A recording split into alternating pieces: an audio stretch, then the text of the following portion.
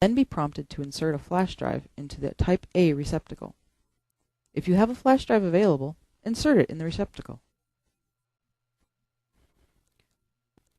When you insert a flash drive, the demo will read the volume label and the root directory of the flash drive. It will display the volume label at the top of the display and the contents of the directory in the list box below. Subdirectories are displayed first, as indicated by a preceding folder icon, followed by a list of files. Use the up and down touchpads to scroll through the file list. To explore the directory structure of the flash drive, select a directory using the up and down touchpads, and then touch the center touchpad. The current working directory will change to that directory, and the files in that directory will be displayed. To go up to the previous directory, select the ... directory and touch the center touchpad. When you are finished, touch the left arrow touchpad to exit this portion of the demo and return to the main menu. The PIC24F starter kit includes a demonstration of using 3 output comparators and peripheral pin select to control an RGB LED. From the demo's main menu, select Demos. Then select RGB LED from the demonstration menu. The demonstration program will enable the RGB LED at the top of the demo board and allow you to configure the red, green, and blue components of the color. Each component is controlled by an output comparator configured as a PWM output. Each PWM output is mapped to 2 output pins using peripheral pin select, increasing the drive strength and therefore the brightness of the LED. Use the up and down touchpads to select which color to modify. Use the left touchpad to reduce the color content by increasing the PWM duty cycle. Use the right touchpad to increase the color content by decreasing the PWM duty cycle. Most PIC24F instructions execute in a single instruction clock cycle, with branches and comparisons requiring only 2 or 3 cycles. With a top speed of 16 MIPS, the PIC24F has plenty of processing power for a wide variety of applications. For example, graphics output is a very CPU-intensive operation, but the PIC24F simultaneously can monitor the user input touchpads, plus an additional input channel, and display the additional reading in graphical format. From the main menu, select Demos. Then from the demonstration menu, select Graph. The demo will monitor the potentiometer at 10 millisecond intervals while monitoring the touchpads and displaying a scrolling graph of the potentiometer readings. Twist the potentiometer on the right side of the demo board and watch as the readings are reflected on the display. To increase the display speed, touch the right touchpad. To decrease the display, touch the left touchpad. When you are finished with this demonstration, touch the center touchpad. Often, an application wants not only to monitor data, but to store the data for later analysis. By using the PIC24F's USB embedded host capability, an application can store data to a USB flash drive for easy transfer to a PC for analysis. To see this capability in action, select Demos from the main menu. At the Demonstrations menu, select Capture. You will be prompted to insert a USB flash drive into the Type A receptacle on the right side of the demo board. Insert a flash drive to begin data monitoring and capturing. Except for the title, the display looks identical to the graphing demonstration. The touchpad controls are identical. The left arrow slows the display, the right arrow speeds the display, and the center touchpad exits the demo. The difference is that while the graphics display is being updated, the potentiometer readings are also being stored to the file capture.csv in the root directory of the flash drive.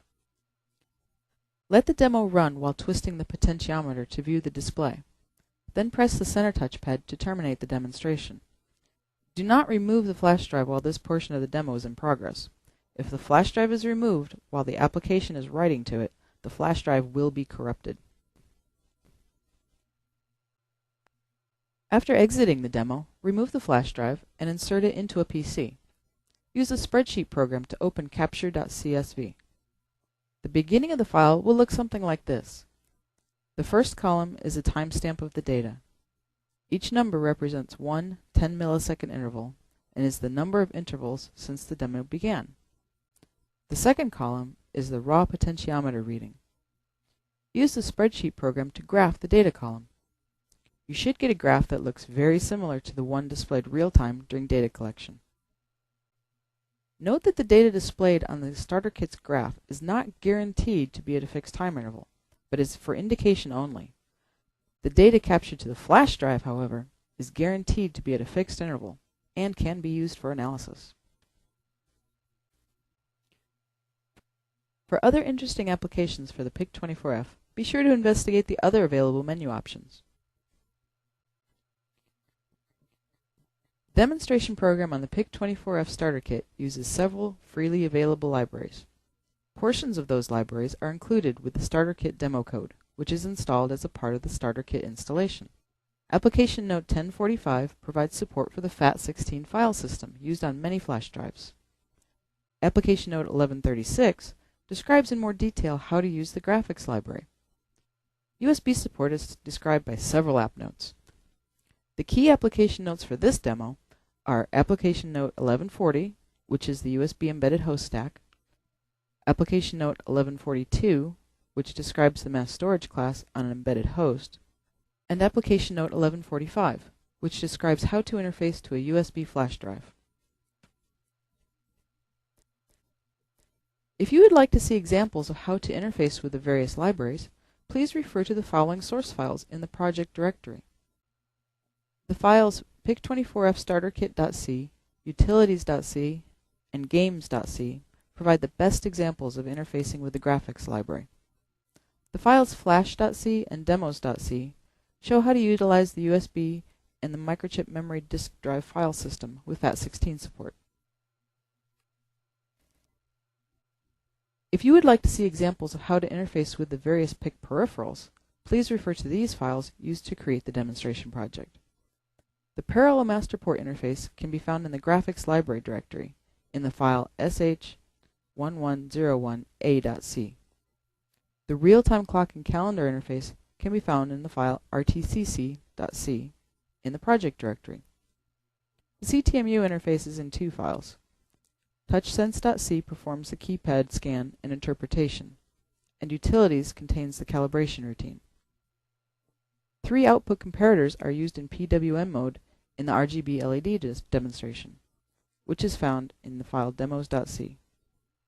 The PWM outputs are configured with peripheral pin select, also located in the demos.c file. The USB peripheral is used by various files in the USB library directory.